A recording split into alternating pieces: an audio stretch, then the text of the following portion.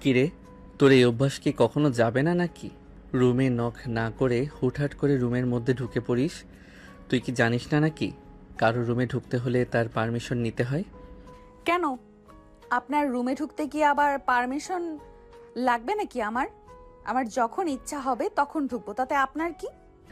আমার কি মানে? একে তো তুই আমার রুমে ঢুকেছিস অনুমতি ছাড়া, আবার উল্টো আমাকে বলতেছিস আমার কি? চর মেরে গাল একদম লাল করে দেব বলে দিলাম। আমাকে চড় মারলে আমি চাচ্চুকে গিয়ে বলে দেব। আর চাচ্চু যদি শুনতে পারে যে আপনি আমাকে মেরেছেন, তাহলে আপনার শরীরের আর চামড়া একটুও থাকবে না। শুধুমাত্র আব্বুর জন্য তোকে কিছু বলতে পারি না। আর আমি জানি তো তুই কি উদ্দেশ্যে বারবার আমার রুমে আসিস, আর তুই কি চাস সেটা আমি ভালো করে জানি। তাহলে জানানোই যখন সব, তাহলে বারবার আমাকে দূরে সরিয়ে দেন কেন বলেন তো? নাকি নিজেকে আপনি অনেক বড় কিছু ভাবেন? আমার মতো সুন্দরী একটা মেয়ে যে আপনার পেছনে পেছনে ঘুরে, এটা আপনার জন্য ভাগ্য। কিন্তু আপনি তো আমাকে একটুও পাত্তা দেন না। আবার শুরু করে দিলি সে আগের প্যাচাল। তোর মুখে কি এগুলো কথা ছাড়া অন্য কোনো কথা নেই নাকি? তুই হচ্ছিস আমার চাচাতো বোন, আমার থেকে বয়সে অনেক ছোট, আর তুই পিচ্ছি একটা মেয়ে হয়ে আমাকে প্রেমের প্রস্তাব দিস? তোর তো সাহস কম না। তোর সাহসের প্রশংসা করতেই হয়। তাড়াতাড়ি রুম থেকে বের হয়ে যা, না হলে কিন্তু তোর খবর আছে আজকে, বলে দিলাম।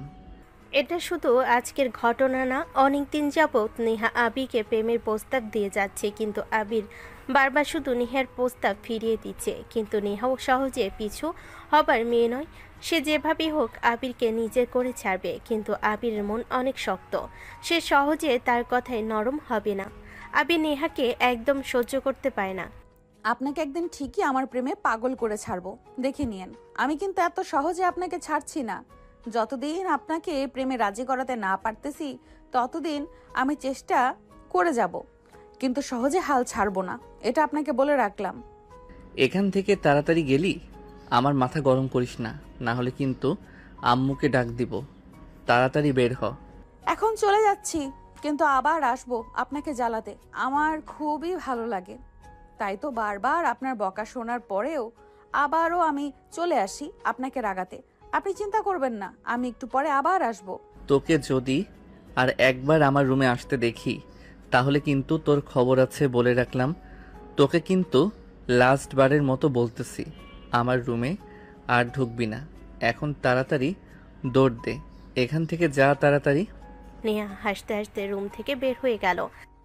আর এরকম হাসা দেখে অবাক হয়ে গেল, যাকে এতক্ষণ বকাবকি করলো সে আবার হাসতেছে কিভাবে। আসলে নেহা আবিকে অনেক ভালোবাসে, কিন্তু আবি নেহাকে পছন্দ করে না, কারণ নেহা তার চাচাতো বোন। নেহা ঠিক 5 মিনিট পর আবার আবিরের রুমে আসলো। আবির আবার রেগে গেল, কিন্তু নেহা এবার একটা দরকারে এসেছে। কি ব্যাপার, তুই আবার এসেছিস? তোকে আর কতবার বলবো বলতো যে একটা রুমে ঢুকতে লাগে পারমিশন নিতে হয়? তুই কি কিছুই বুঝিস না নাকি? একটু তো মাথায় বুদ্ধি রাখ। আমি তো বলছি আপনাকে আমি বারবার এই রুমে আসবো, আপনি যদি পারেন আমাকে আটকায় দেখব। আপনার কত শক্তি! আমি আপনাকে ভালোবাসি। ভালোবাসার মানুষের রুমে ঢুকতে হলে আবার পারমিশন নিতে হবে নাকি? আমি কখনোই নিব না। আবির খাটের উপর থেকে উঠে দাঁড়িয়ে দরজাটা লাগিয়ে দিল। লাগিয়ে দিয়ে নেহার হাতটা চেপে ধরলো। নেহা ধীরে ধীরে চিৎকার করতে শুরু করলো, কারণ সে হাতে ব্যথা পাচ্ছে, কিন্তু আবির কোনো মতে হাতটা ছাড়তেছে না। আবির ভাইয়া ছাড়ো প্লিজ, আমার অনেক ব্যথা লাগতেছে। আমি কিন্তু চাচ্চুকে সব বলে দিব যে তুমি আমাকে মেরেছো। আব্বু এখন বাসায় নেই, তুই কাকে বলবি বল, সমস্যা নেই। আর তোকে কতবার বলেছি যে আমার রুমে বিনা অনুমতিতে ঢুকবি না, তারপর তুই কেন বারবার আমার রুমে ঢুকে পড়িস? ও আচ্ছা, তাহলে এই কথা। কিন্তু আমি যদি চাই তাহলে কিন্তু আপনার সাথে অনেক কিছু করতে পারি, বুঝতে পেরেছেন তো? নেহার কথা শোনার পর আবির সঙ্গে সঙ্গে নেহার হাতটা ছেড়ে দিল। নেহা ছাড়া পাওয়ার পরপরই আবিরকে ধাক্কা দিয়ে খাটের উপর শুইয়ে দিল। শুয়ে দিয়ে তার শরীরের উপর উঠে তার শার্টের বোতামগুলো খুলতে লাগলো। আবির অনেক চেষ্টা করলো, কিন্তু নেহাকে কোনোভাবেই তার শরীরের উপর থেকে সরাতে পারল না। অনেক চেষ্টার পর আবির নিজেরও আর নিজেকে ধরে রাখতে পারল না। সে অন্যের প্রতি আকৃষ্ট হয়ে গেল। ওই সময়ে আর কি হয়েছিল নিজেও বলতে পারবে না। সে নিজেই আর নিজেকে ধরে রাখতে না পেরে নেহার সঙ্গে রোমাঞ্চ করতে শুরু করলো। আবির ভাইয়া আস্তে, আমার কিন্তু লাগতেছে, একটু আসতে দেন। এমন করতেছেন কেন? আমার অনেক কষ্ট হচ্ছে কিন্তু। কেন আগে মনে ছিল না? তোকে কতবার বলেছি যে আমার রুমে আসিস না, আমার রুমে আসিস না, তারপরও তুই বারবার আমার রুমে আসিস। আজকে আমাকে ধাক্কা দিয়ে খাটের উপর শুইয়ে দিয়ে আমার শরীরের উপরে কেন উঠলি তুই? আমার শরীরের উপর ওঠার পর থেকে আমার মাথা কাজ করতেছিল না, তাই আমি এই কাজ করে ফেলেছি। এখন আর আমাকে আটকাতে পারবি না। এখন আমি পুরোপুরি শান্তি নেওয়ার পরেই তোকে ছেড়ে দিব। তাই বলে এত জোরে জোরে? আপনার কি একটুও মায়া হয় না নাকি আমার জন্য? আমি পিচ্ছি একটা মেয়ে, আমি আর সহ্য করতে পারতেছি না। আপনি আমার উপরে একটু দয়া করুন এখন। আবি নেহার কোনো কথাই আর শুনছে না। আবি নেহাকে আদর করতে শুরু করেছে, তো তাকে লিপকিস করতে শুরু করেছে। আবির আর নেহা এখন অন্য একটা ভালোবাসার রাজ্যে হারিয়ে গেছে। তারা দুজন দুজনকে আপন করে নিচ্ছে। নেহাকে লিপকিস করতে শুরু করেছে। নেহার ঠোঁট আবির চষে অনেক মজা পাচ্ছিল, কিন্তু নেহা অনেক ব্যথা পাচ্ছিল। কিন্তু আবি 30 মিনিটের উপর তাকে এভাবে কষ্ট দেয়। তারপর আবিরের কাজ শেষ হলে নেহাকে ছেড়ে দেয়। নেহা আবি দুজনেই ঘেমে একাকার হয়ে গেছে। নেহাও অবাক হয়ে গেছে যে আবির হঠাৎ করে তাকে এভাবে ভালোবাসা দিবে, সেটা সে কল্পনাও করতে পারেনি। কিন্তু আবির আফসোস করতেছে কেন সেটা করলো তা আবার নেহার সঙ্গে, যাকে সে দু চোখে সহ্য করতে পারে না। সে এখন বুঝতে পারছে না নেহাকে কি বলে সান্ত্বনা দিবে। দেখ নেহা, এই কাজটা কিন্তু আমি ইচ্ছা করে করিনি। তুই আমার উপরে সেভাবে শুয়ে পড়েছিস আর আমার শার্টের বোতামগুলো খুলেছিস, সেজন্য আর আমি নিজেকে ধরে রাখতে পারিনি। আমার মুড হয়ে গেছিল, তাই আমি নিজেকে ধরে রাখতে পারিনি, তাই তোর সঙ্গে এই কাজটা হয়ে গেছে। তুই এর সাথে কিছু মনে করিস না, আর ভুলেও কাউকে আমাদের এই সম্পর্কের ব্যাপারে কিছুই বলিস না। যদি কেউ জানতে পারে তাহলে কিন্তু তোর আর আমার অবস্থা খারাপ আছে। আমি শুধু আপনাকে একটু কিস করব, তাই আপনার শার্টের বোতামগুলো খুলেছিলাম যাতে আপনাকে ভালোভাবে আদর করতে পারি। কিন্তু আপনি আমার সঙ্গে এরকম কাজ করলেন কিভাবে? আপনি আমাকে ব্যথা দিয়ে আপনার মনের আশা পূরণ করলেন। আমার অনেক ব্যথা লেগেছে, কিন্তু আপনাকে অনেকবার বলার পরেও আপনি আমাকে ছাড়লেন না। দেখ, যেটা হবার হয়ে গেছে, এখন এইটা নিয়ে আর কান্নাকাটি করিস না প্লিজ। যদি কেউ জেনে যায় তাহলে কিন্তু আমাকে একদম বাড়ি থেকে বের করে দিবে। তুই কি চাস আমি বাড়ি থেকে চলে যাই? আমার ভুল হয়ে গেছে, আমি বুঝতে পারিনি যে কি করতেছে, আমার মাথা ঠিক ছিল না। প্লিজ আর এটা নিয়ে কোনো কান্নাকাটি করিস না, এখন একটু চুপ থাক। আপনাকে আমি ভালো মনে করেছিলাম, কিন্তু আপনি আমার সঙ্গে এরকম কাজ করলেন আমি ভাবতে পারিনি। আপনাকে শুধু আমি ভালোভাবে আদর করার জন্য শার্টের বোতামগুলো খুলতে চাচ্ছিলাম, কিন্তু আপনি উল্টো আমাকে নিচে শুইয়ে দিয়ে আমার সব কিছু শেষ করে দিলেন। তারপরও আমি এই কথাগুলো কাউকে বলবো না, কারণ আপনাকে আমি ভালোবাসি। যেটা আমাদের বিয়ের পরে করার কথা ছিল সেটা আমরা আগেই করে ফেলেছি। এটা অবশ্য খারাপ হয়েছে, কিন্তু তারপরও আপনাকে আমি ভালোবাসি। আপনার ভুলগুলো আমি ক্ষমা করে দিয়েছি, আর আপনার যাতে বদনাম না হয় আমি এই কথা কাউকে বলবো না। আপনি এটা বিশ্বাস রাখতে পারেন, কিন্তু আমাকে ছেড়ে দেওয়ার কথা ভুলেও ভাববেন না। আপনি যদি আমাকে ছেড়ে চলে যান তাহলে কিন্তু আমি আত্মহত্যা করব। এতদিন শুধু আপনাকে আমি প্রেমের প্রস্তাব দিয়ে গেছি, কিন্তু আজকে কিন্তু আপনার সঙ্গে আমার সব কিছু হয়ে গেছে। তাই আমাকে এখন কষ্ট দেওয়ার চেষ্টাও করেন না। তুই এটা কি বলতেছিস? আচ্ছা ঠিক আছে, বুঝতে পেরেছি তোর এখন মাথা ঠিক নেই। তুই এখন যা বাসায় যা, গিয়ে গোসল দিয়ে খাওয়া দাওয়া করে একটু রেস্ট নে, তারপরে তোর সঙ্গে এই বিষয়ে কথা বলবো। আপাতত এই বিষয়ে কোনো কথা বলবো না। আর দয়া করে কাউকে এই সময়ের কথাগুলো যেন বলিস না। বললে কিন্তু তোর আর আমার পিঠের চামড়া থাকবে না, তাই কথাগুলো মাথায় রাখিস।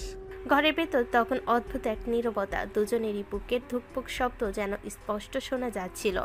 আবির আর নেহা দুজনেই কিছুক্ষণ চুপ করে বসে রইল। মুহূর্তে আবেগ আর অস্থিরতায় তারা এমন এক জায়গায় এসে দাঁড়িয়েছে যেটা কেউই আগে কল্পনা করেনি। নেহার চোখে তখন লজ্জা, অভিমান আর ভালোবাসার মিশ্র অনুভূতি।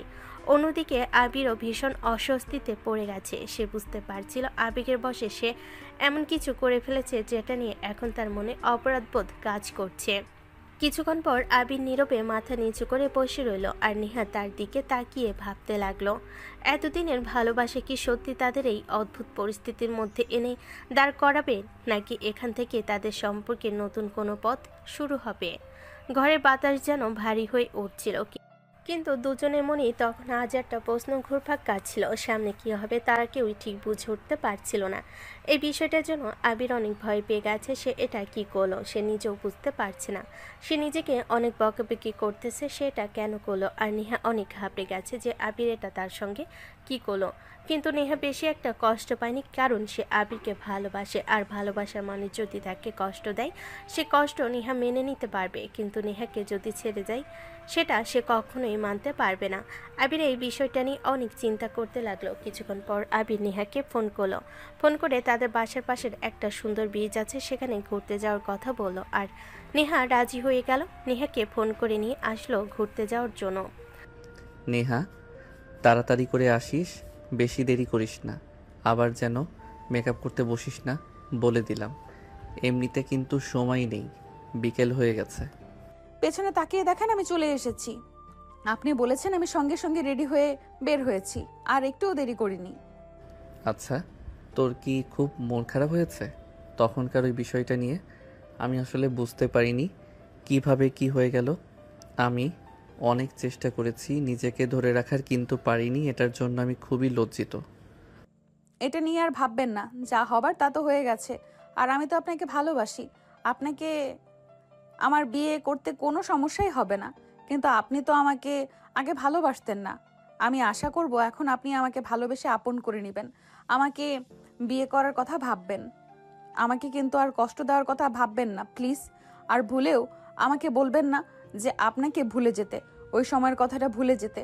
আমি কিন্তু ওই সময় বা আপনাকে কখনোই ভুলতে পারবো না। তুই এরকম পাগলামি করতেছিস কেন বলতো? আমার কথাটা একটু বোঝার চেষ্টা কর। আমাদের এই সম্পর্ক কেউ মেনে নিবে না।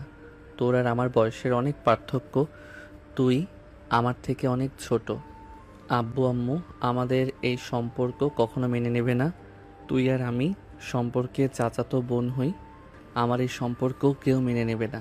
তাই আমি বলছি কি, যেটা হবে সেটা তো হয়ে গেছে, এখন সব কিছু ভুলে যাই। কি কথা বললেন আপনি? সবকিছু ভুলে যাব মানে? সবকিছু ভুলে যাওয়া কি এতই সহজ? আপনি আমার সঙ্গে কাজ করবেন, এত সহজে সেটা ভুলে যাওয়া যায়? আমি ভাবতে পারিনি এত বাজে একটা মানুষ আপনি। আপনি কি করে আমাকে এরকম কথা বলতে পারেন? আমি কেন বললেন যে আমি যাতে আপনাকে ভুলে যাই, ওই সময়ের কথা ভুলে যাই? আপনার সব কিছু হয়ে গেছে, তারপরও কিভাবে আপনি আমাকে ভুলে যেতে বললেন? আপনি এত নিচে নেমে যেতে পারেন আমি কল্পনাও করতে পারিনি। দেখ নেহা, পাগলামি করিস না। বাস্তবতা কিন্তু অনেক কঠিন। তুই যে কথা বলছিস সেটা শুধুই আবেগ, কিন্তু বাস্তবতা কিন্তু অনেক কঠিন। তোর বাবা আর আমার বাবার সম্পর্ক তুই তো জানিসই। তাদের দুজনের মধ্যে সবসময় ঝগড়া লেগেই থাকে। তারপরও যদি শুনতে পারে যে আমাদের সম্পর্কের কথা, তাহলে দুইজনকে সোজা মেরে ফেলবে। বুঝতে পেরেছিস তো? তাই তুই আর এই বিষয়টি নিয়ে বেশি বাড়াবাড়ি করিস না। সব কিছু মেনে নে। আর আমি তোর কাছে ক্ষমা চাচ্ছি। তো তুই আমাকে যে শাস্তি দিতে চাস সেটা আমি মাথা পেতে নিব, কিন্তু আমাদের বিয়ে হওয়া সম্ভব না। আমাদের এই বিয়ে কেউ কখনো মেনে নেবে না। আমি নিজেই তো মানতে পারতেছি না, তোর মতো একটা পিচ্চি মেয়েকে কিভাবে আমি বিয়ে করব, বউ হিসেবে স্বীকৃতি দেব বলতো? আবিরের কথাগুলো শুনে নেহা যেন এক মুহূর্তে স্থির হয়ে গেল। বিকেলে নরম আলো ব্রিজের ওপর পড়ে চারপাশটাকে শান্ত করে রেখেছিল, কিন্তু তাদের দুজনের মনের ভেতর তখন ঝড় বয়ে যাচ্ছে। নেহার চোখে ধীরে ধীরে জল ভরে উঠল, আর আবিরও মাথা নিচু করে দাঁড়িয়ে রইল, যেন নিজের কথাগুলোর ভার সে নিজেই সহ্য করতে পারছে না। নেহা এতদিন ধরে যে ভালোবাসা বুকের ভেতর লুকিয়ে রেখেছিল, আজ সেটা প্রকাশ পাওয়ার পর আবার অস্বীকারের দেওয়ালে ধাক্কা খাচ্ছে। তার মনে হচ্ছিল আবির শুধু ভয় আর বাস্তবতার কথা বলছে, কিন্তু তার হৃদয়ের অনুভূতিগুলো বুঝতে চাইছে না। অন্যদিকে আবিরও ভীষণ দ্বিধায় পড়ে গেছে। একদিকে পরিবারের ভয়, সমাজের নিয়ম আর সম্পর্কের জটিলতা, আর অন্যদিকে নেহার চোখে সেই অগাধ ভালোবাসা। সে বুঝতে পারছিল নেহাকে কষ্ট দেওয়ার মতো মানুষ সে নয়, কিন্তু বাস্তবতার কঠিন দেওয়াল তাকে বারবার থামিয়ে দিচ্ছে। ব্রিজের উপর দিয়ে হালকা বাতাস বয়ে যাচ্ছিল, আর সেই বাতাসের সাথে যেন তাদের দুজনে নীরব দীর্ঘশ্বাস মিশে যাচ্ছিল। দুজনেই কিছুক্ষণ চুপ করে দাঁড়িয়ে রইল। কেউ আর কোনো কথা খুঁজে পেল না। সামনে পথ আছে, কিন্তু সেই পথে কোন দিকে যাবে সেটা যেন এখন তাদের কারোরই জানা নেই। আপনি আমার সঙ্গে এরকম করতে পারেন না। আপনাকে আমি কি দেইনি? আমার সবচেয়ে মূল্যবান সম্পদ আপনাকে বিলিয়ে দিয়েছি। এখন আপনি এসে আমাকে এইভাবে দূরে সরিয়ে দিচ্ছেন, এটা কিন্তু মোটেও ঠিক কাজ করতেছেন না। আমাকে এভাবে একা করে দিয়েন না, আমি এটা মানতে পারবো না, প্লিজ। দেখ, তুই বোঝার চেষ্টা করতেছিস না কেন? তোর আর আমার এই সম্পর্ক কেউ মেনে নেবে না। আমি নিজে যখন মানতে পারতেছি না, তাহলে পরিবার কিভাবে মানবে বল? তারপরও তোর বাবা, আমার বাবার মধ্যে ঝামেলা আছে। তাদের মধ্যে এমনিতেই সব সময় ঝামেলা লেগে থাকে। এর মধ্যে যদি আমরা আবার এই কথা তাদের গিয়ে বলি, তাহলে তোকে আর আমাকে একদম মেরে ফেলবে। সেটা তুই একটু বোঝার চেষ্টা কর। নেহা আর আবির অনেকক্ষণ যাবৎ তারা দুজন একরকম তর্কাতর্কি করতেছিল। নেহাকে আবির কোনোভাবেই বোঝাতে পারছিল না। নেহা শুধু একটাই কথা, সে তাকে ছাড়া বাঁচতে পারবে না, কিন্তু আবির এটা মানতে পারতেছে না। তার মনে শুধু একটাই ভয়, তার পরিবারের। তারা এভাবে কথা বলতে বলতে হঠাৎ ভাই এসে হাজির। নেহার ভাই নেহাকে জিজ্ঞেস করলো, কি ব্যাপার না, তুই এখানে কি করছিস আবিরের সঙ্গে? সন্ধ্যা হয়ে যাচ্ছে, তোর এখনো বাড়িতে যাওয়ার কোনো চিন্তা নেই? দেখতে চাই। আর আবির, তুই বা এখানে কি করতেছিস? না মানে নেহা আমাকে বলল যে একটু আশেপাশে ঘুরিয়ে আনতে, তাই ওকে আমি এখানে ঘুরতে নিয়ে এসেছি। কেন, কোনো সমস্যা হয়েছে নাকি? আরে না না, সমস্যা হবে কেন? তুই নিহাকে একটু ঘুরতে নিয়ে এসেছিস, সেটা তো ভালো। সারাদিন বাড়িতেই বসে থাকে, সবসময় তার বাসায় থাকতে ভালো লাগে না। ভালো করেছিস তাকে সঙ্গে করে নিয়ে এসে। এখন বুঝতে পেরেছিস? তাহলে আর সন্ধ্যা তো হয়ে গেল। নেহা, তাহলে তুই এখন বাসার দিকে চলে যা। আমি আর তোর ভাই একটু আড্ডা দিয়ে বাসার দিকে আসতেছি। যা। ঠিক আছে ভাইয়া, আমি তাহলে বাসার দিকে গেলাম, তোমরা তাহলে তাড়াতাড়ি চলে এসো। আবে, তোর এখন কি অবস্থা? তোকে তো আজকাল খুঁজেই পাওয়া যায় না। সবসময় দেখি অনেক ব্যস্ত থাকি। তো চাকরি বাকরি করার কোনো ইচ্ছা আছে নাকি? নাকি ব্যবসা করবি তোর বাবার সঙ্গে? কি যে করব এখনো ঠিক করিনি, তবে বিজনেস করার ইচ্ছাটা একটু বেশি। চাকরি করতে মন চায় না আমার। এখন বাবার সঙ্গে কথা বলতে হবে। এখনও যেহেতু সময় হয়নি, তাই আর একটু সময় নিতে চাচ্ছি। সময় নিয়ে ছুটির সময় বিজনেসটা শুরু করতে যাচ্ছি। তোর কি অবস্থা এখন? আমার অবস্থা সে আগের মতোই। মাত্র পড়াশোনা শেষ করলাম। এখন দেখি কি করা যায়। চাকরি করবো নাকি অন্য কিছু, নাকি বাবার সঙ্গে দোকানে বসবো, সেটাই ভাবতেছি। এখন দেখি, সবার সঙ্গে কথা বলে যে কোনো একটা ডিসিশন নিব। আচ্ছা, ভালো কথা, আমার একটা বন্ধু আসতেছে, তার সঙ্গে আমার কিছু কথা আছে। তাহলে তুই বাসার দিকে যা, আমি একটু পর আসতেছি। আমার বন্ধু ওই যে আসতেছে। আচ্ছা থাক, পরে আবার দেখা হবে তোর সাথে।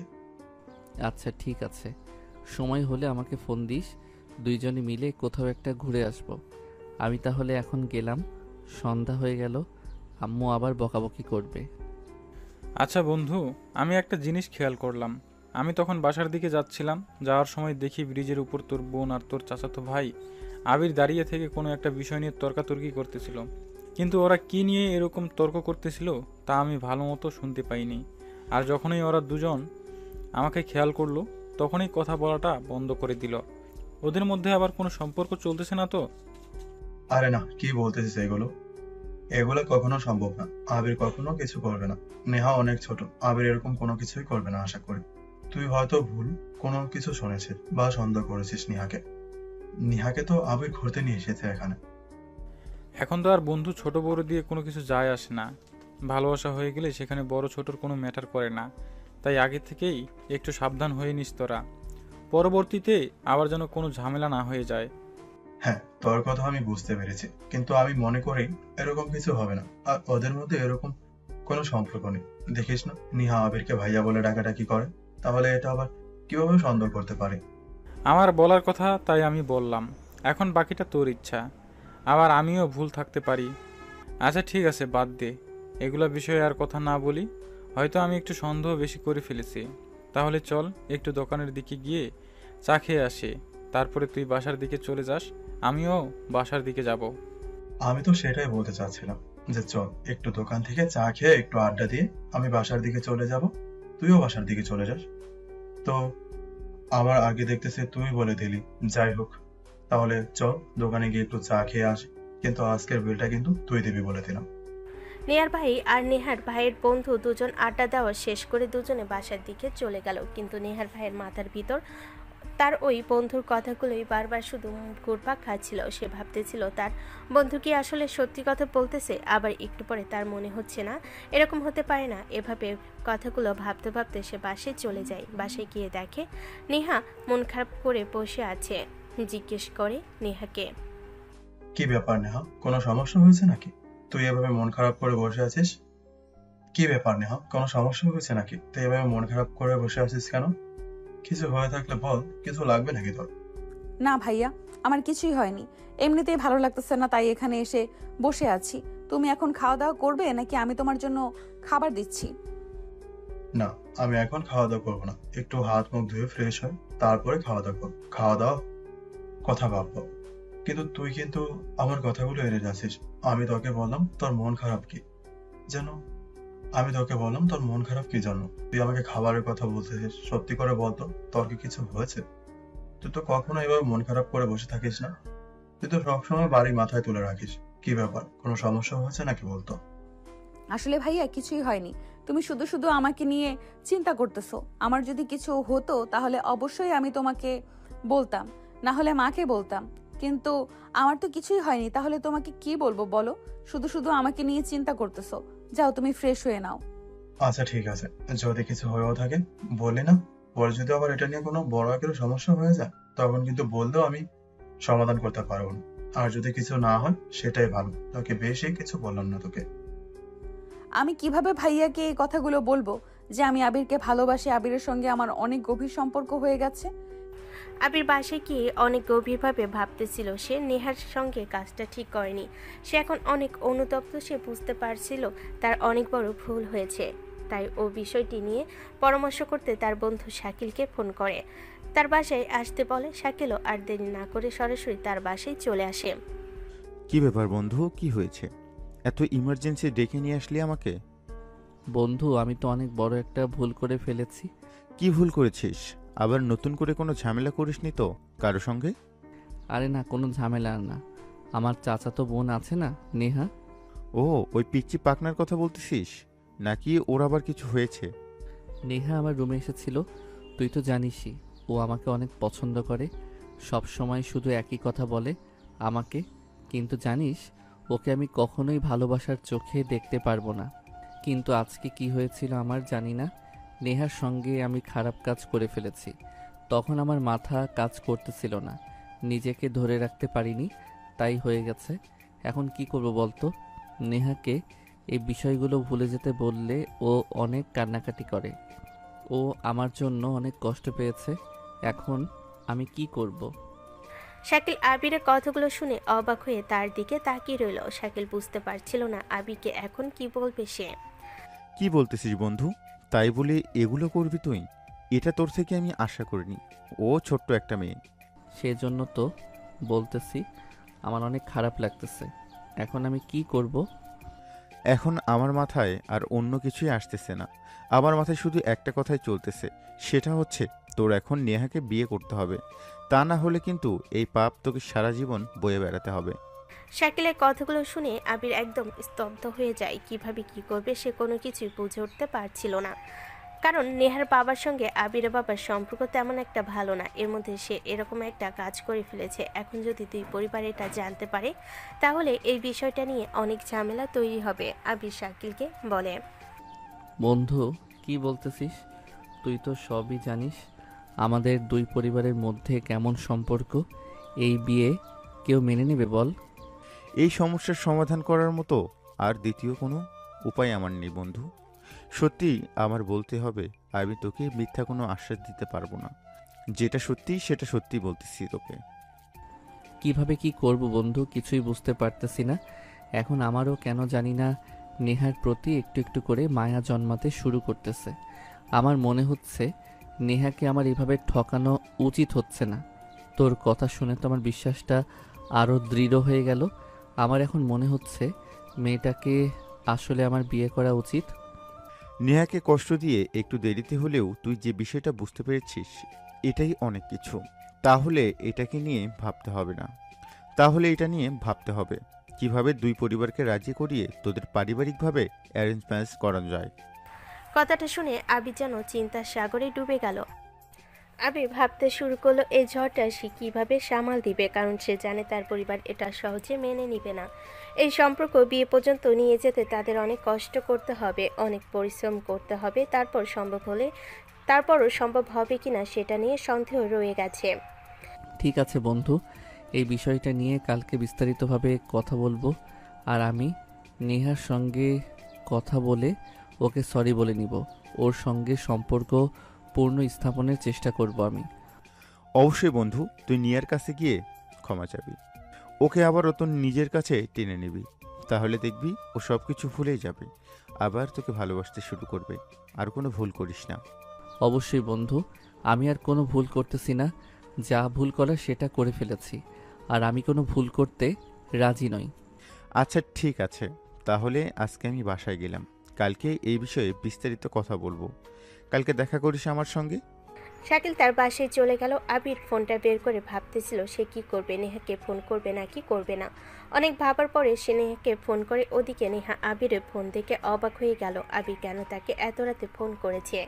সে প্রথমবার ফোনটা রিসিভ করেনি, কিন্তু পরের বার যখন আবির আবার ফোন করে তখন সে কিছুক্ষণ ভেবে ফোনটা রিসিভ করে। কি ব্যাপার আবির ভাই, আপনি আমাকে হঠাৎ ফোন করলেন? আপনি তো আমাকে তখন সবকিছু ভুলে যেতে বললেন। নেহা, আমার অনেক বড় ভুল হয়ে গেছে, তুমি আমাকে প্লিজ ক্ষমা করে দাও। কোন ভুল হয়েছে যে ভুলের কথা আপনি বলতেছেন? সেটা আমি কখনোই ভুলতে পারবো না, কিন্তু আপনার প্রতি আর আমার কোনো রাগ অভিমান নেই। আপনি আপনার মতো ভালো থাকবেন, আমি যেরকমই থাকি সেটা নিয়ে আপনার চিন্তা করতে হবে না। নেহা, আমি তোমাকে সেজন্য ফোন করিনি। আমি তোমার কাছে ক্ষমা চাচ্ছি। তোমাকে আমি আবার আমার কাছে ফিরিয়ে আনবো, এমনকি সারা জীবনের জন্য আমার কাছে রাখবো। তুমি কি আমার কাছে আসতে রাজি? কথাটা শুনে নেহা খুশিতে আত্মহারা হয়ে গেল। সে বুঝতে পারছিল না হঠাৎ আবিরের এরকম পরিবর্তন দেখে। আবির তো তাকে ভুলে যেতে বলেছিল, কিন্তু হঠাৎ কি এমন ঘটলো যে সে আবার তাকে ফিরিয়ে নিতে চাচ্ছে। নেহা আবিরকে জিজ্ঞেস করলো, আবির ভাইয়া, তুমি তো আমাকে ভালোবাসো না বলেছিলে, তাহলে হঠাৎ কি হলো যে তুমি আবার তোমার কাছে টেনে নিচ্ছ আমাকে? নাকি তোমার এখানে অন্য কোনো মতলব আছে? নেহা, এটা তুমি কেমন কথা বললে? তুমি কি আমাকে এতই খারাপ ভাবো যে সব সময় আমি আমার খারাপ দিকটাই তো চোখে পড়ে? আমি আমার বন্ধুর সঙ্গে কথা বলেছি, ওর সঙ্গে কথা বলে বুঝতে পেরেছি আমি তোমার সঙ্গে অনেক বড় অন্যায় করে ফেলেছি। এটার জন্য আমি অনেক গিল্টি ফিল করতেছি, সেজন্য তোমার কাছে ক্ষমা চাচ্ছি, আর আমার কাছে তোমাকে টেনে নিচ্ছি। এটা আমার একদমই বিশ্বাস হচ্ছে না যে আপনি আবার আমাকে আপনার কাছে ফিরিয়ে নিচ্ছেন। আপনাকে আমি কত ভালোবাসি সেটা আপনাকে কোনোভাবে বোঝানো সম্ভব না। আপনার জন্য আমি সব কিছু করতে রাজি আছি, শুধু আপনি আমাকে ছেড়ে যায়েন না, মিথ্যা আশ্বাস দিয়েন না।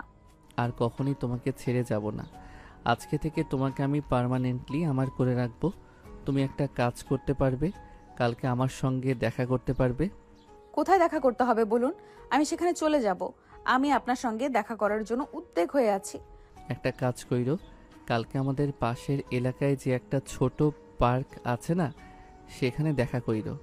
আচ্ছা ঠিক আছে, আমি তাহলে কালকে সকাল সকাল চলে যাব। পরে যেন আবার এই সিদ্ধান্ত পরিবর্তন না হয়। আমি অনেক এক্সাইটেড আপনার সঙ্গে দেখা করতে। যদি পরে দেখা না করেন আমি খুব কষ্ট পাবো। না না, আমি যে কথা বলেছি সেটাই হবে। আমি তোমাকে বলছি দেখা করব মানে তোমার সঙ্গে দেখা করব, কিন্তু অনেক সাবধানের সঙ্গে এসো, কেউ যেন দেখে না ফেলে। বুঝতে পেরেছো তো? আর এখন তাহলে রাখলাম, রাত অনেক হয়ে গেছে, ঘুমাও। কালকে সকালে তাহলে দেখা হচ্ছে। Good night. আবির আর নেহা সকাল সকাল ঘুম থেকে উঠে ফ্রেশ হয়ে খাওয়া দাওয়া করে নেহা সবার আগে পার্কে গিয়ে অপেক্ষা করছে আবিরের জন্য। আবিরও তাড়াহুড়ো করে পার্কের দিকে চলে গেল। আবির পার্কে ঢুকে দেখে নেহা পার্কের এক কোণে বসে চুপচাপ আছে।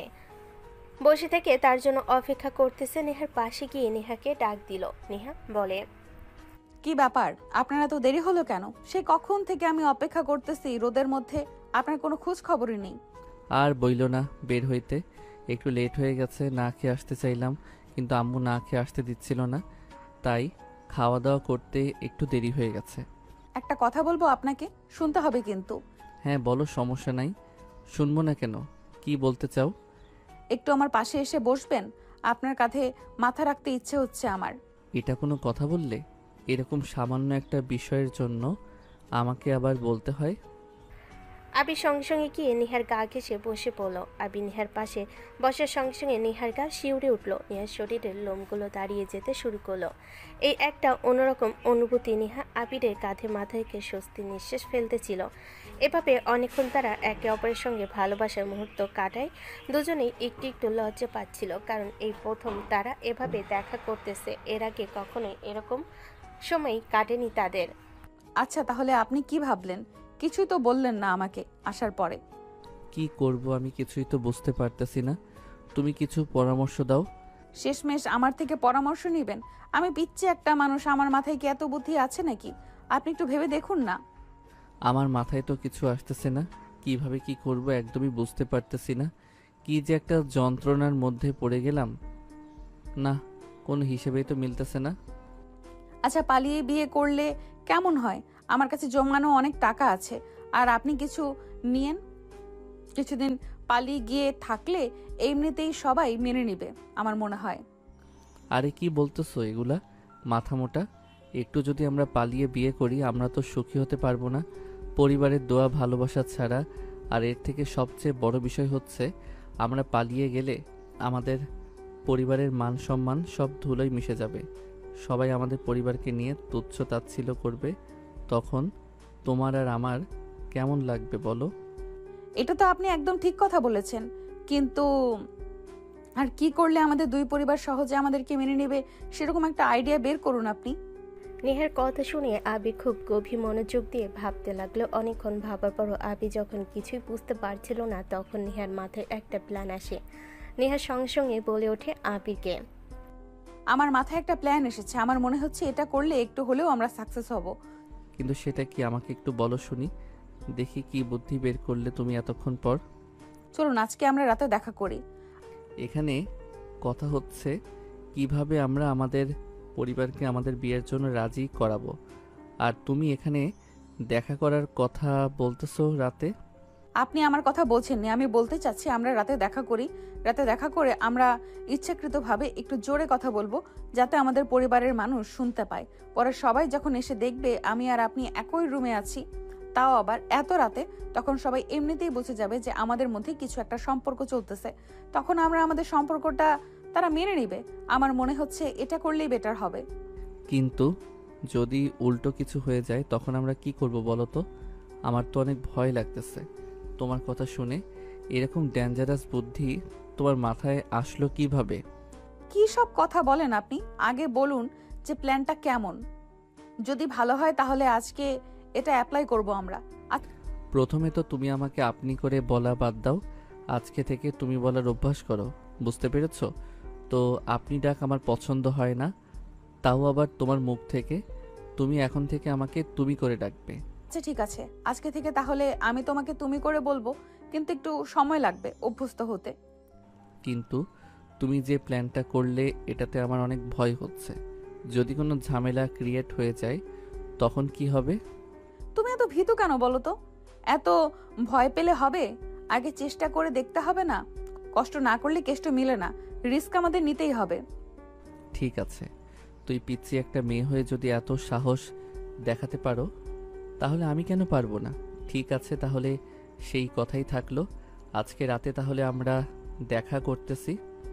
ঠিক আছে, ভালোভাবে প্রস্তুত হয়ে নিও। আবার মারও কিন্তু খাওয়া লাগতে পারে আমাদের, তাই আগে থেকে সাবধান হয়ে আসবেন। ভয় পেলে কিন্তু চলবে না। তার দুজন পরামর্শ করা শেষ করে যে যার মতো বাসার দিকে চলে গেল। আবির এই বিষয়টা নিয়ে অনেক টেনশনে পড়ে গেল। তার বাবাকে দেখে অনেক ভয় পায়। তার বাবা যদি এরকম কিছু শুনতে পায় তাহলে যে কি করবে সেটা ভেবে সে ভয়ে কাতরাচ্ছে। এদিকে নেহা কি বলবে তাদের পরিবারের সামনে সেগুলো ভালোভাবে মাথায় নিচ্ছিল। নেহা অনেক সাহসের পরিচয় দিচ্ছিল, কিন্তু আবির একটু ভয় পাচ্ছিল। কি ব্যাপার, তুমি কি রেডি আছো? পরে যেন আবার সুর পাল্টে ফেলো না, তাহলে কিন্তু সব প্ল্যান ভেস্তে যাবে। না, চিন্তা করতে হবে না, আমি রেডি আছি। কিন্তু একটু রাত হোক, এত তাড়াতাড়ি যাওয়া যাবে না। তো আগে গিয়ে তোমার সঙ্গে একটু রোম্যান্স করব, তারপরে প্ল্যান অনুযায়ী কাজ করব। আবার রোম্যান্স করতে হবে না। যেহেতু যেহেতু তোমার সঙ্গে দেখা করতে চাচ্ছি, তাহলে সময়টা কাজে লাগিয়ে তোমার সঙ্গে যদি একটু একান্ত সময় কাটাতে পারি, তাহলে সেটা স্মৃতির দেয়ালে খচিত হয়ে থাকবে। না করলে হয় না নাকি? আচ্ছা ঠিক আছে, আগে আসো, সেটা পরে দেখা যাবে। নেহার এখন একটু একটু ভয় হতে শুরু করে। আবিরও একটু ভয় ভয় আছে, কিন্তু কেউ কাউকে বুঝতে দিতে চাচ্ছে না যে তারা দুজনেই ভয় পাচ্ছে। তারা দুজন দুজনকে অনেক সাহস দিচ্ছে। ফোনটা রেখে দিয়ে আবির সময়ের অপেক্ষা করতেছিল। ইতিমধ্যে নিহার SMS তাকে দ্রুত যেতে বলল, কারণ রাত তখন ঘড়ির কাঁটায় 11টা বাজে। এখন এই সময় তাই আবির আর দেরি না করে দ্রুত নেহার বাসায় চলে গেল। গিয়ে দেখে নেহা অনেক সুন্দর একটা কালো শাড়ি পরে বসে আছে বিছানার উপরে। নেহাকে এরকম কালো শাড়িটা দেখে আবি যেন মুগ্ধ হয়ে গেল। আবি দৌড়ে গিয়ে নেহাকে জড়িয়ে ধরে কিস করতে শুরু করলো। আবি যেন পাগলা ঘোড়ার মতো উত্তেজিত হয়ে গেছে। সে আর নিজেকে ধরে রাখতে পারল না, নেহার ওপরে ঝাঁপিয়ে পড়ল। বিছানার উপর শুয়ে নেহার হাত দুটি চেপে ধরল, নেহাকে লিপ কিস করতে শুরু করলো।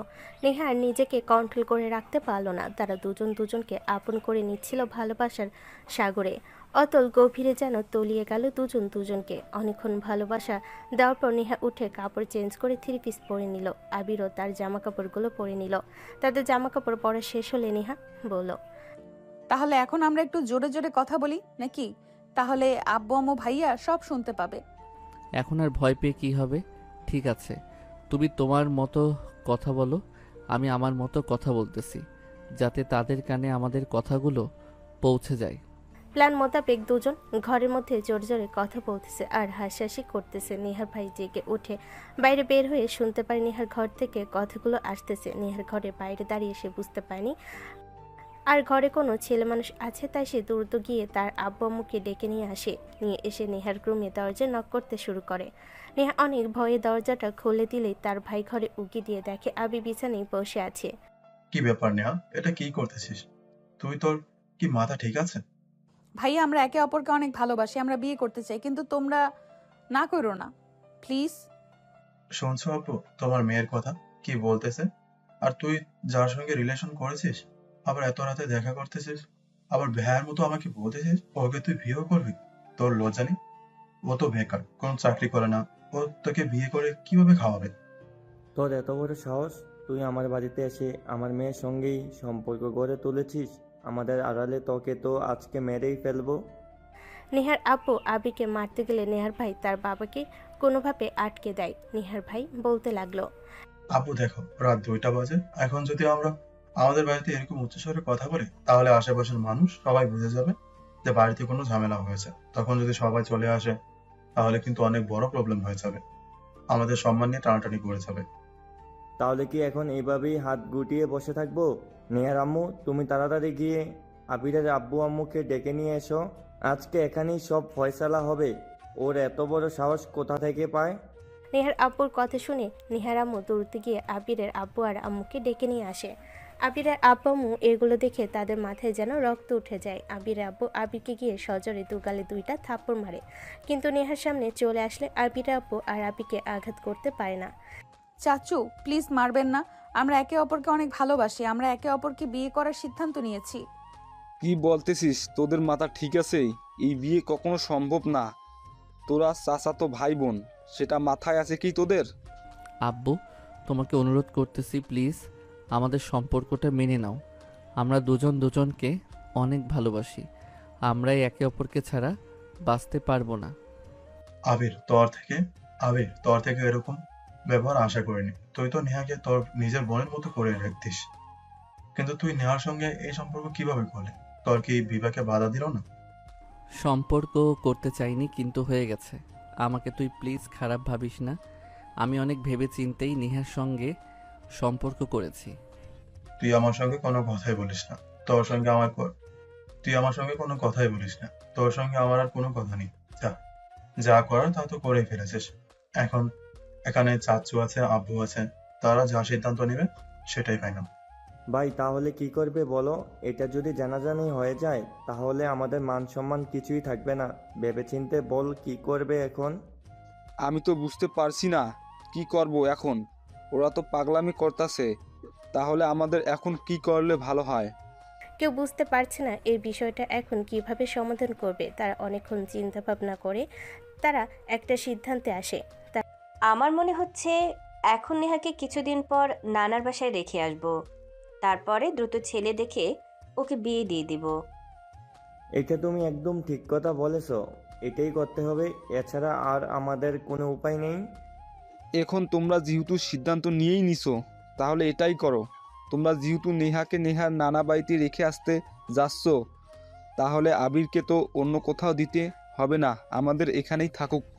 না, আমার মনে হয় আবিরকেও ওর মামার বাসায় রেখে আসলে ভালো হবে। বেশি বুঝো না, নেহা তো এখান থেকে যাচ্ছে, তাহলে আবিরকে অন্য কোথাও দিতে হবে না, আবির এখানেই থাকুক। তার সিদ্ধান্ত নেওয়ার পর আবিরের আব্বু আম্মু আবিরকে সেখান থেকে নিয়ে যেতে লাগলো। আবির অনেক রিকোয়েস্ট করলো তার আব্বু আম্মুকে, কিন্তু তার আব্বু আম্মু কোনোভাবেই তাদের বিয়ে দিতে রাজি নয়। এদিকে নেহা তার আব্বু আম্মুর পা ধরে কান্না করতে লাগলো, কিন্তু তার আব্বু আম্মু কোনোভাবেই নেহার কথা শুনলো না। আবিরকে বাসায় নিয়ে চলে গেল, আর নেহাকে পরের দিন সকালে নেহার ভাই তার নানু বাসায় রেখে আসলো। তার কাছ থেকে ফোনটা কেড়ে নিয়েছে যাতে সে আবিরের সঙ্গে যোগাযোগ করতে না পারে। আবির নেহাকে নিয়ে অনেক চিন্তায় পড়ে গেল। সে সবসময় শুধু নেহার কথাই ভাবে। নেহার কথা ভেবে ভেবে সে খাওয়া দাওয়াটা বন্ধ করে দিয়েছে, সবসময় শুধু ঘরের মধ্যে শুয়ে থাকে। দুজনে যোগাযোগ হয়নি, 1 মাসের মতো হয়ে গেছে। আবিরের এরকম অবস্থা দেখে আবিরের আম্মু তার বন্ধু শাকিলকে তাদের বাসায় আসতে বলে। আবিরের সঙ্গে কথা বলে আবিরকে বোঝাতে বলে। আন্টি, আবির কি এখনো রুমে শুয়ে আছে নাকি? হ্যাঁ বাবা, আবির এখনো রুমে শুয়ে আছে।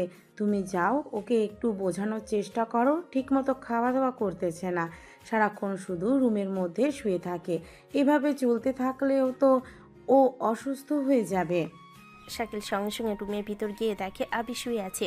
নিশ্চুপভাবে আবির মনে মনে কিছু একটা ভাবতেছিল, তখনই শাকিল আবিরকে ডাক দেয়। আবির, কি হয়েছে তোর বন্ধু? তুই এরকম শুকিয়ে গেছিস কেন? আন্টি বললো তুই নাকি ঠিক মতো খাওয়া দাওয়া করিস না। এভাবে চলতে থাকলে তো তুই তো আরও অসুস্থ হয়ে পড়বি।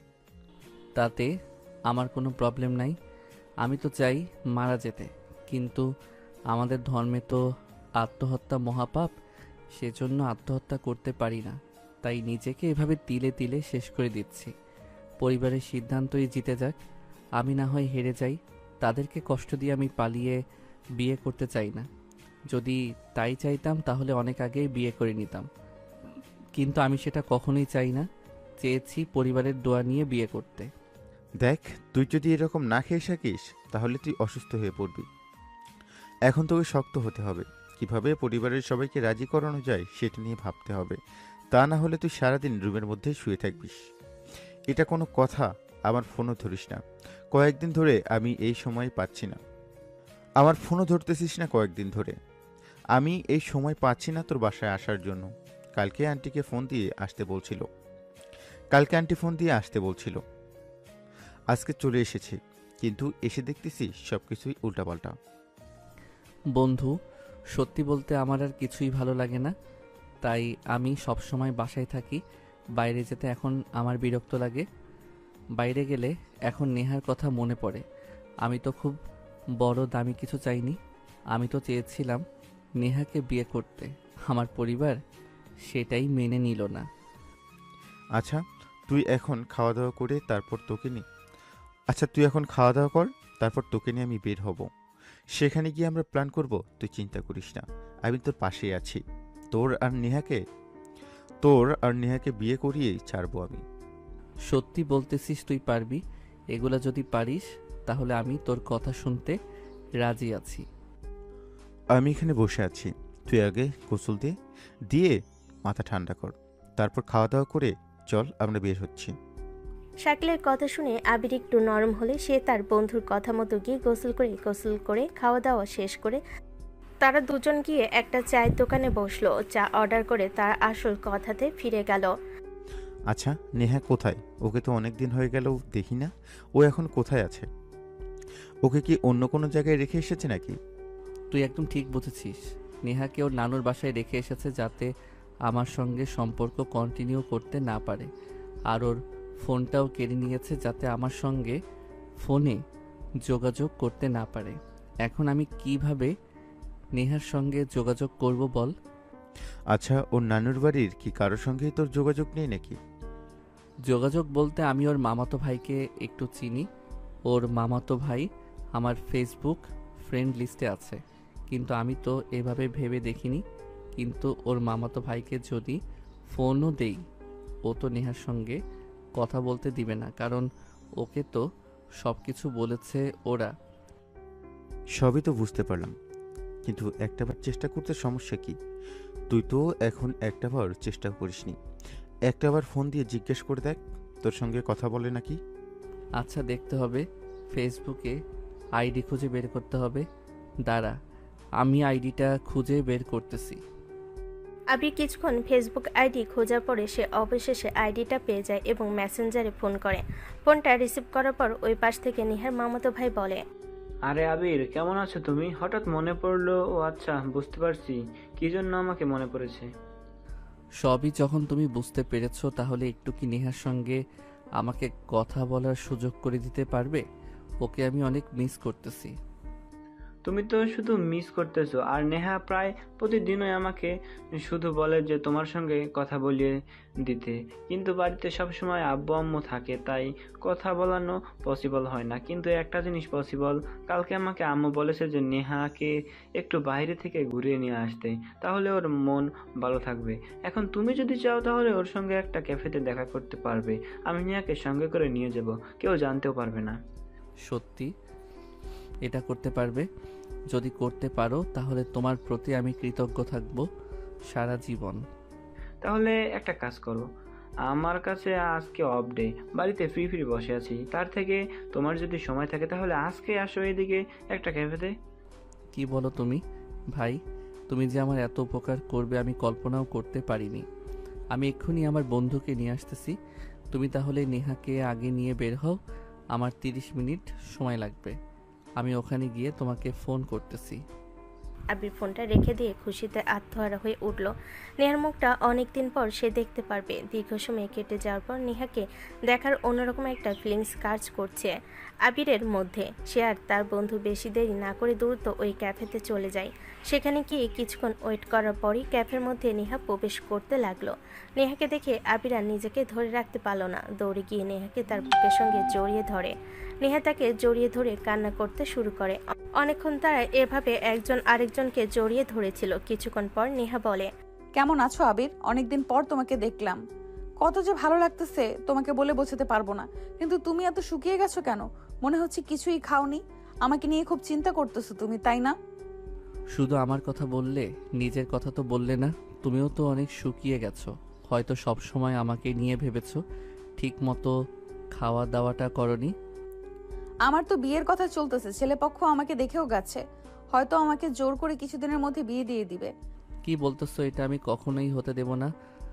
যতদিন আমার জান আছে আমি কখনোই অন্য কারোর সঙ্গে তোমার বিয়ে মেনে নিতে পারবো না। আচ্ছা আবির, তোমরা কিছু একটা প্ল্যান করো। এভাবে যদি হাতে উঠে বসে থাকো তাহলে তো নেহার বিয়ে হয়ে যাবে। তুমি কিছু একটা করতেছ না কেন? আমি ওকে সেটাই বলতেছিলাম, কিন্তু আমার কথা তো শুনতেই রাজি হচ্ছিল না। অনেক কষ্টের পর ওকে বাহিরে নিয়ে এসেছি। আজকে যে করেই হোক একটা প্ল্যান বানাতেই হবে, যাতে খুব সহজেই নেহা আর আবিরের বিয়েটা হয়ে যায়। নেহা, তাহলে তো হাতে সময় নেই। তাহলে যদি দেখা হয় তাহলে বিয়ের দিন দেখা হবে। আমি যেভাবেই হোক তোমার বিয়েটা আটকানোর চেষ্টা করতেছি। তোমাকে যদি কেউ বিয়ে করে সেই লাকি মানুষটা হব আমি। আবিরের মুখে কথাটা শুনে নেহা আবেগে কান্না করতে শুরু করলো। আবির নেহার চোখের পানিগুলো মুছে দিতে লাগলো। তারা কথা শেষ করে চলে গেল বাসার দিকে। সবাই আবির আর আবিরের বন্ধু তাদের বাসায় গিয়ে প্ল্যান করতে শুরু করলো। আর এরই মধ্যে আবিরের বন্ধু শাকিলের মাথায় একটা সুন্দর প্ল্যান চলে আসলো। সে প্ল্যানটা আবিরের অনেক পছন্দ হয়। আবির বলল, বন্ধু, আমার মনে হয় এটাই করা উচিত আমাদের। কিন্তু অভিনয়টা কিন্তু তোর নিখুঁত করতে হবে, তা না হলে কিন্তু সবাই বুঝে যাবে। অবশ্যই, আমি আমার জান টান দিয়ে চেষ্টা করব।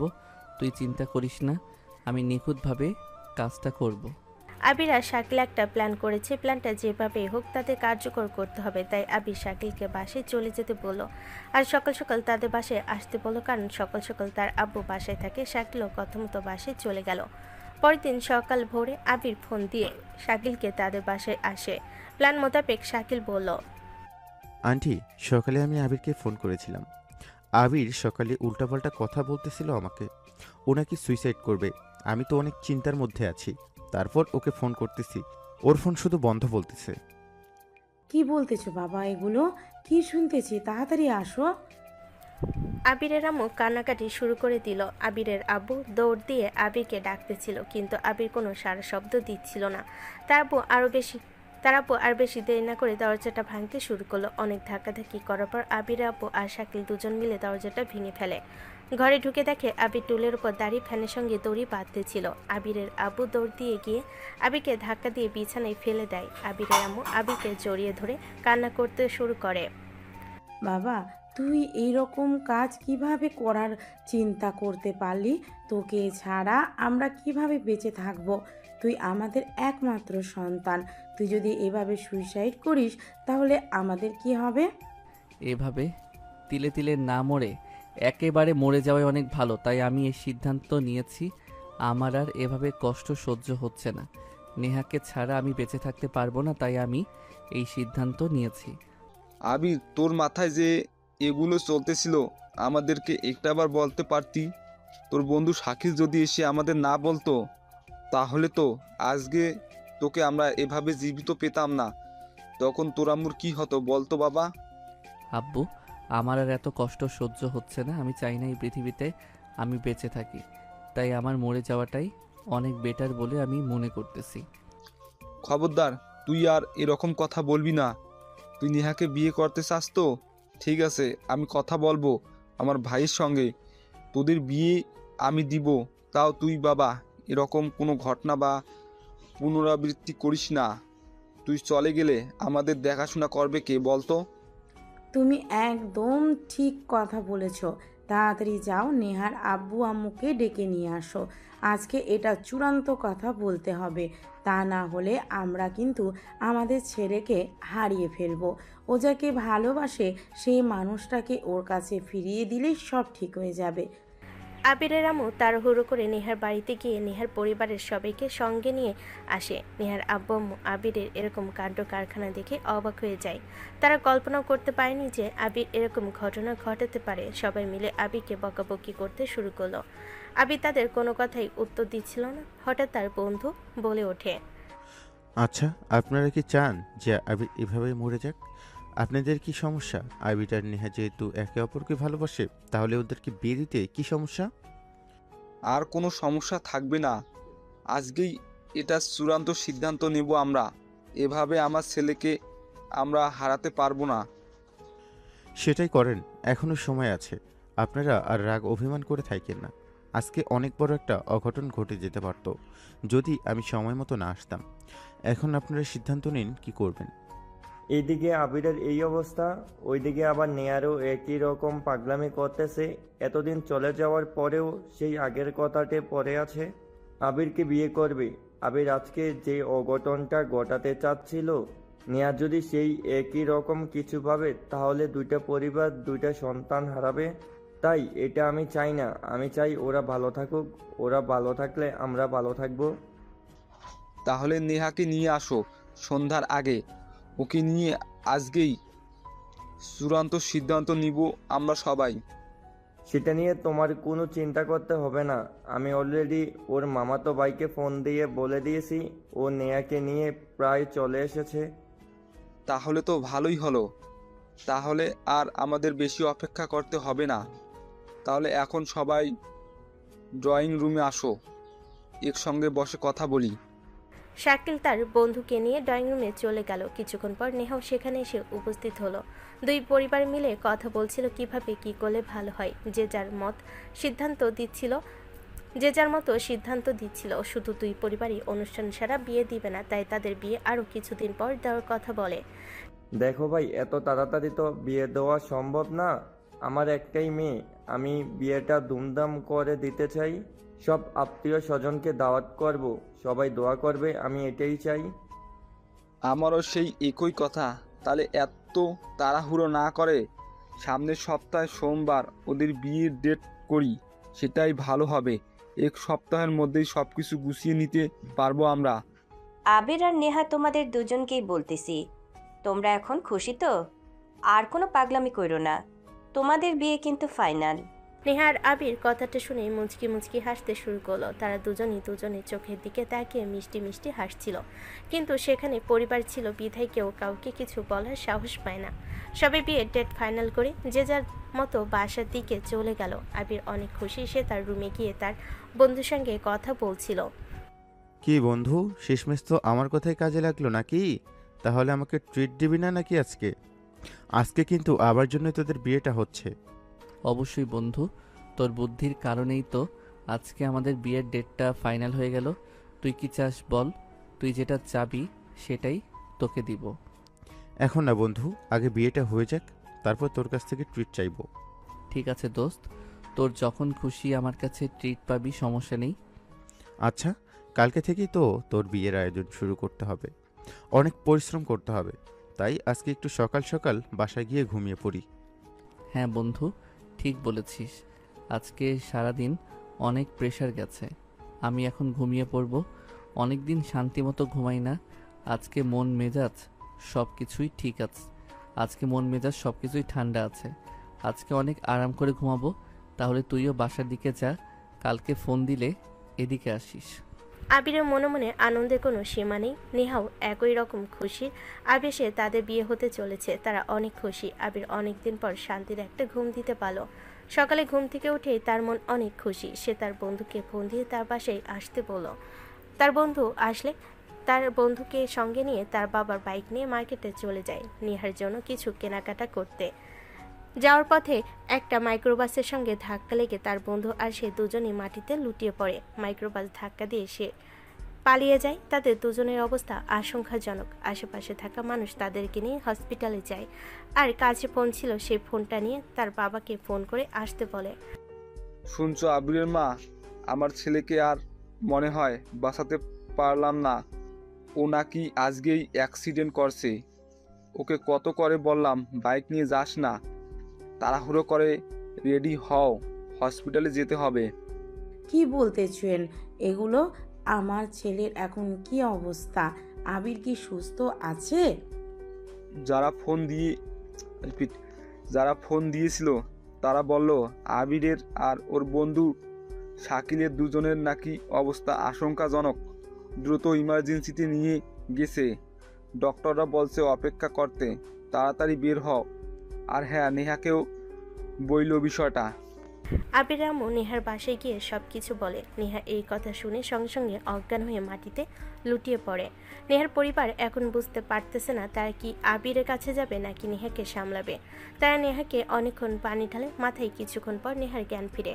নেহা চিৎকার করে কান্না করতে লাগলো আবিরের জন্য। নেহাকে সবাই বাসায় রেখে যেতে চেয়েছিল, কিন্তু নেহার এরকম অবস্থা দেখে কেউ আর তাকে বাসায় রাখার সাহস করে না। তাই নেহার ভাই বাসায় থাকে আর নেহা তাদের সঙ্গে হসপিটালে যায়। হসপিটালে গিয়ে আবির আব্বু ডাক্তারের সঙ্গে কথা বলতে লাগলো। ডাক্তার সাহেব, এখন আমার ছেলের কি অবস্থা? ওর কি জ্ঞান ফিরছে? না না, ওনার জ্ঞান এখনো ফেরেনি, তবে আমরা চেষ্টা চালিয়ে যাচ্ছি, আমাদের সর্বোচ্চ দিয়ে চেষ্টা করতেছি ওনাকে সুস্থ করে তোলার। এখন সব উপরওয়ালার ইচ্ছা, আপনারা আল্লাহর কাছে প্রার্থনা করুন। আচ্ছা, ওর কি ক্ষয়ক্ষতি অনেক বেশি হয়ে গেছে নাকি অপারেশন করতে হবে? ডাক্তার সাহেব, আপনার যেটা খুশি আপনি সেটাই করেন, যত টাকা লাগে আমি দেব, কিন্তু আমার ছেলেকে যেভাবে হোক আপনি সুস্থ করে তুলুন। আমার একটা ছেলে, কিছুদিন পর বিয়ে। দেখুন, আমরা সর্বোচ্চ চেষ্টা করতেছি, আপনি চিন্তা করবেন না। আর রোগীর তেমন একটা সমস্যা হয় নাই, শুধু একটু মাথায় আঘাত লেগেছে, সেখান ফেটে গেছে, এজন্য রোগী জ্ঞান হারিয়েছে। আর পায়ের একটা আঙ্গুল একদম ভেঙে গেছে। আমরা চেষ্টা করছি তাকে সুস্থ করে তোলা। আপনার দোয়া করুন রোগীর জন্য। আবির আপু ডাক্তারের কথা শুনে প্রথমে একটু আশ্বস্ত হয়েছিল, কিন্তু যখন শুনলো তার ছেলে মাথা ফেটে গেছে, তার পায়ের একটা আঙ্গুল ভেঙে গেছে, সেটা শোনার পর সে একদম চুপ হয়ে গেল। গিয়ে বেঞ্চে বসে পড়ল। সবে জিজ্ঞেস করতেছিল কি হয়েছে, কিন্তু তার মুখে আর কোনো কথাই আসছিল না। সে সবাইকে একটা কথাই বলল, তোমরা সবাই এখন দোয়া করো আবিরের জন্য। নেহা বলল, চাচু আপনি বলতেছেন না কেন? আবির এখন কেমন আছে? ওর কি জ্ঞান ফিরেছে? আমি ওর কাছে যাব, ওর সঙ্গে আমি কথা বলবো। ও আজকে আমাকে ফোন করে বলল আমার জন্য কেনাকাটা করতে যাচ্ছে, কিন্তু এরকম একটা অঘটন যে ঘটে যাবে সেটা আমি কল্পনাও করতে পারিনি। আমাকে একটাবার আবিরের সঙ্গে দেখা করতে দিন প্লিজ। দেখো মা, আবিরের এখনো জ্ঞান ফেরেনি। ডাক্তার চেষ্টা করতেছে, তুই চিন্তা করিস না, মনে ভরসা রাখ, ও ঠিক হয়ে যাবে। ওর জন্য দোয়া কর। ওর পায়ে একটা আঙ্গুল ভেঙে গেছে আর মাথা ফেটে গেছে, তাই সেন্সলেস হয়ে গেছে। তুই কান্না করিস না, ও দেখবি ঠিক হয়ে যাবে। আল্লাহ, তুমি আমার আবিরকে সুস্থ করে দাও। তুমি আমার কলেজার টুকরা জান পাখিকে আমার কাছে আবার ফিরিয়ে দাও। তুমি ওকে দ্রুত সুস্থ করে দাও আল্লাহ। আমি ওকে ছাড়া বাঁচতে পারবো না। ও আমার জীবন। ওর যদি কিছু হয়ে যায় আমি বেঁচে থাকতে পারবো না। আবিরের পরিবার, নেহার পরিবার সবাই দুশ্চিন্তার সাগরে ডুবে গেছে। কেউ স্বস্তির নিঃশ্বাস ফেলতে পারছে না। নেহা অনেক কানাকাটি করতেছে। আবির আম্মু বারবার শুধু সেন্সলেস হয়ে যাচ্ছে। নেহা শুধু দোয়া করতেছে আবির জন্য। এভাবে চলতে থাকে কিছু সময়। এর মধ্যে হঠাৎ ইমার্জেন্সি থেকে বের হয়ে আসে ডাক্তার। সবে ডাক্তারকে ঘিরে ধরে নেহা বলতে লাগলো, আবির এখন কেমন আছে? ওর কি জ্ঞান ফিরেছে? আমাকে একটু ওর সঙ্গে দেখা করতে দিন প্লিজ। দেখুন, এরকম করবেন না, ওনার একটু এখন রেস্ট এর দরকার। দেখুন, এরকম করবেন না, ওনার এখন একটু রেস্টের দরকার। আপনারা কোনো চিন্তা করবেন না। আলহামদুলিল্লাহ, আল্লাহর রহমতে উনি এখন সুস্থ আছেন। ওনার জ্ঞান ফিরেছে। মাথা আমরা সেলাই করে দিয়েছি আর পা ব্যান্ডেজ করে রাখছি, কিন্তু দুঃখের বিষয় একটাই, ওনার একটা আঙ্গুল কেটে ফেলে দিতে হয়েছে। তা না হলে সেখানে সেফটি ধরে যেত, তখন প্রবলেম আরও বেড়ে যেত। কিন্তু আপনারা চিন্তা করবেন না, উনি ঠিক হয়ে যাবে। কি বললেন ডক্টর সাহেব? আঙুল কেটে ফেলছেন? আবির কি আগের মতো আর চলাফেরা করতে পারবে? আরে কেন নয়, পায়ের একটা বুড়ি আঙ্গুল কেটে ফেলে দেওয়া হয়েছে, কারণ ওটা সম্পূর্ণ পায়ের থেকে আলাদা হয়ে গিয়েছিল। আপনি চিন্তা করবেন না, আগে যেরকম চলাফেরা করতে এখনও ঠিক সেই রকমভাবে চলাফেরা করতে পারবেন। সমস্যা হবে না, কারণ একটা আঙ্গুলের জন্য কিছুই হয় না। আপনারা কিছুক্ষণ অপেক্ষা করুন। রোগীকে আমরা আর দু একবার দেখব। যদি দেখি সে এখন সুস্থ, তাহলে আপনাদের হাতে তুলে দেব। আপনার প্লিজ টাকাগুলো পরিশোধ করুন। ডাক্তারের মুখে কথা শুনে নেহা এবং পুরো পরিবার অবাক হয়ে যায়, কারণ আবিরের একটা আঙ্গুল নাকি কেটে ফেলে দিয়েছে। কিন্তু পরে যখন ডাক্তার বলল একটা আঙ্গুলের জন্য কোনো প্রবলেম হবে না, আবার সবাই স্বস্তির নিঃশ্বাস পেল। নেহা অনেক উদ্বিগ্ন হয়ে আছে আবিরের সঙ্গে দেখা করতে, কিন্তু ডাক্তার নিষেধ করেছে এখন দেখা করা যাবে না। এদিকে আবিরের আব্বু সঙ্গে সঙ্গে বিল পরিশোধ করতে চলে গেলেন। তার বিল পরিশোধ করা শেষ হলে সে আবার আবিরের রুমের সামনে চলে আসে। সেখানে সবাই দাঁড়িয়েছিল আবিরের সঙ্গে দেখা করতে, কিন্তু ডাক্তার বলেছে আর একটু সময় লাগবে। এভাবে অনেকক্ষণ সময় পার হয়ে যাওয়ার পর ডাক্তার অবশেষে তাদেরকে এসে বলেন, দেখুন, রোগী এখন সুস্থ আছে। আপনারা ওনাকে বাসায় নিয়ে যেতে পারেন। 2 দিন রেস্ট থাকলে সব কিছু ঠিক হয়ে যাবে। কিন্তু আপাতত পায়ের উপর ভর না দেওয়াই ভালো। তাকে একটু সাবধানতার সঙ্গে চলাফেরা করতে বলবেন। আর তার আশেপাশে সবসময় একজন মানুষ থাকবে হেল্প করার জন্য। নিয়ে আপনারা চিন্তা করবেন, রিপিট, ওটা নিয়ে আপনার চিন্তা করতে হবে না ডাক্তার সাহেব। আমি আছি, ওর আম্মু আছে, পাশাপাশি ওর হবু স্ত্রী আছে। নেহাই তো সব সময়, রিপিট, নেহাই তো সব সময় পাশে থাকে, সব সময় ওকে সেবা করবে। তাহলে আমি একটা গাড়ি রিজার্ভ করে নিয়ে আসলাম, ওকে এক্ষুনি বাসায় নিয়ে যেতে হবে।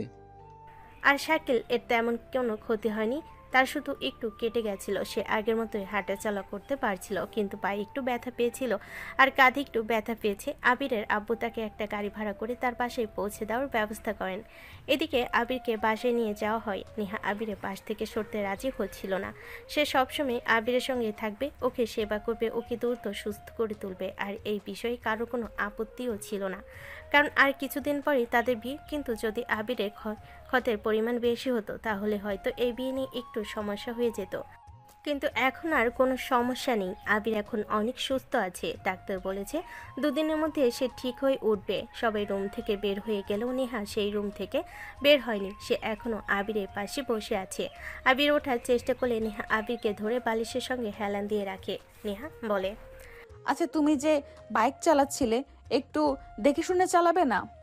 আজকে যদি তোমার খারাপ কিছু হয়ে যেত তাহলে আমার কী অবস্থা হতো একটাবারও ভেবে দেখো।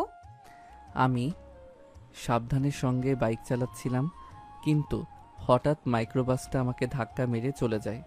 দোষটা আমার ছিল না, দোষ সব ওই মাইক্রোবাসের ছিল। আর আমার কি হবে? তোমাদের সবার দোয়াই তো আমার উপর আছে। আর তোমার মতো একজন মানুষ থাকতে আমার কিছুই হতে পারে না। তাই না? এখন জ্ঞান দেওয়া হচ্ছে। তোমার কিছু হলে আমি বাঁচতে পারতাম না, বিশ্বাস করো। আমি তো অজ্ঞান হয়ে গেছিলাম, ভেবেছিলাম আজকে হয়তো তোমাকে জীবিত দেখতে পারবো না, কিন্তু মনে আশা ছিল, বিশ্বাস ছিল যে তোমার কিছুই হবে না। আল্লাহ আমার দোয়া কবুল করেছে। সেজন্য তো বলতেছি, তোমাদের সবার দোয়া যখন আমার মাথার উপর আছে, তাহলে আবার কি হবে? এখন তুমি শুধু আমার পাশে পাশে থেকো। সেটা তোমাকে বলতে হবে না। আমি সবসময় তোমার সঙ্গে ছায়ার মতো লেগে আছি। তুমি এই বিষয়টা নিয়ে একদম চিন্তা করবে না। নেহার পরিবার আর আবিরের পরিবার বাইরের ড্রয়িং রুমে বসে ওদের বিয়ের বিষয়ে কথা বলতেছে। হঠাৎ নেহার আপু বলে ওঠে, আবি যেহেতু এখন অসুস্থ, তাই ওদের বিয়েটা একটু পিছিয়ে দেওয়া উচিত। সবাই বিষয়টা বিবেচনা করে দেখলো কথাটা একদম সত্যি, তাই সবাই মিলে সিদ্ধান্ত নিল বিয়েটা 15 দিন পর হবে। এই 15 দিনে আবি পুরোপুরি সুস্থ হয়ে যাবে, এটা সবার বিশ্বাস। সব কিছু এখনও পারফেক্ট আছে। ভিতর থেকে নেহা তাদের কথাগুলো শুনে ফেলে। আবিরকে বলতে লাগে, দেখেছো তো, আজকে তোমার জন্য আমাদের বিয়েটা আরো 15 দিন পিছিয়ে গেল। এখনো 15 দিন তোমার থেকে আমার দূরে থাকতে হবে। অনেক ইচ্ছা ছিল তোমার বুকে মাথা রেখে আমি ঘুমাবো। সেই ইচ্ছাটা পূরণ হতে এখনো 15 দিন সময় লেগে যাবে। কেন? তুমি আমার বুকে মাথা রেখে এখনো